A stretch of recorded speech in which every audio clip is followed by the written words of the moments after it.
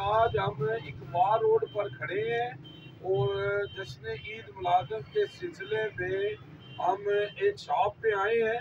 तो आए जनाब, बात करते हैं। जी अस्सलाम वालेकुम। वालेकुम अस्सलाम व रहमतुल्लाहि व बरकातहू। जी आज सब ये था तो अल्हम्दुलिल्लाह, मेरा नाम मोहम्मद अफसर अंसारी है और हमारी दुकान का नाम मक्ता फैज़ान मक्तुल मदीना है, जो कि इकबाल लाइब्रेरी में वाक़ है।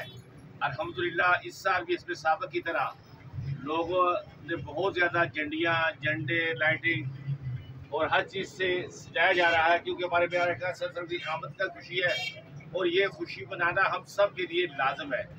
लेकिन सबसे बड़ी जो एहतियात ये है कि हम ये झंडे लगाते तो हैं, लेकिन इनका एहतराम ये भी है कि जब मौका गुजर जाए तो इनको बाइज़्ज़त तरीके से उतार के सेफ कर दें।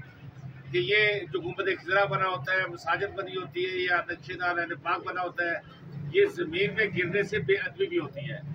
तो इस बेअदबी से भी हमने बचना है, तो इनको लगाएं ज़रूर, सजाएं ज़रूर, लेकिन वक्त गुजरने के बाद इनको उतार दें। इस तरह हम झंडे लगाते हैं घरों में, झंडे भी लगाए, लेकिन झंडे को बर वक्त उतार भी लिया करें।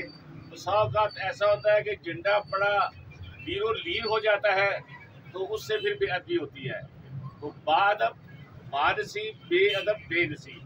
तो हमें जश्न ईद मिलादुन्नबी सल्लल्लाहु मनाना है, लेकिन बाअदब तरीके से मनाना है। कहीं ऐसा ना हो कि हम बेअदबी करके गुनाहगार हो जाए।